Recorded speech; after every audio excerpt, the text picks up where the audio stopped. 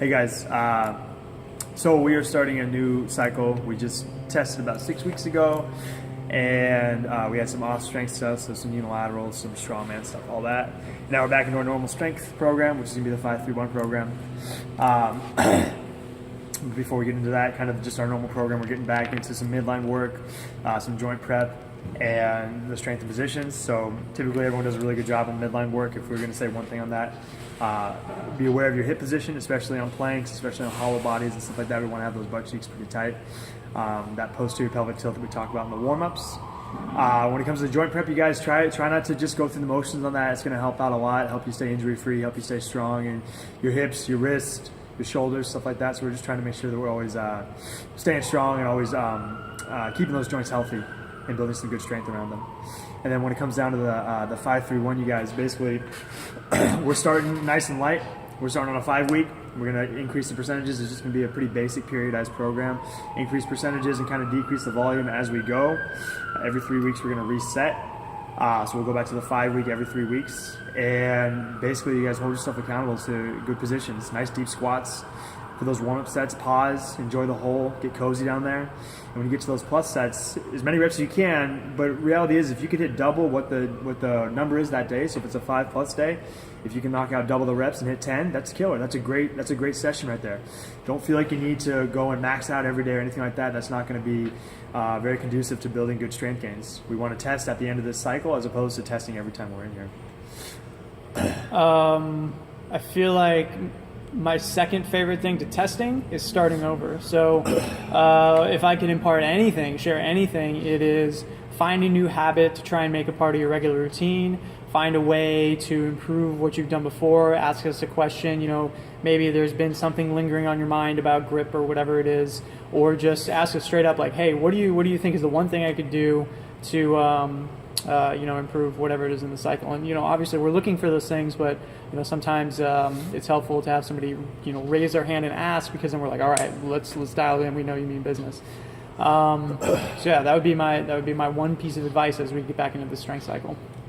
Yeah, like Eric said, resetting is it's fun because you get a whole bunch of time to build strength. There's no pressure to test and get super heavy or anything like that. So we're starting kind of from the ground again. So make sure you guys have good positions and good squats. Don't start this cycle poorly by squatting heavier than what we want and achieving poor positions, then feeling the need to go heavier and heavier each week. We have a good program laid out.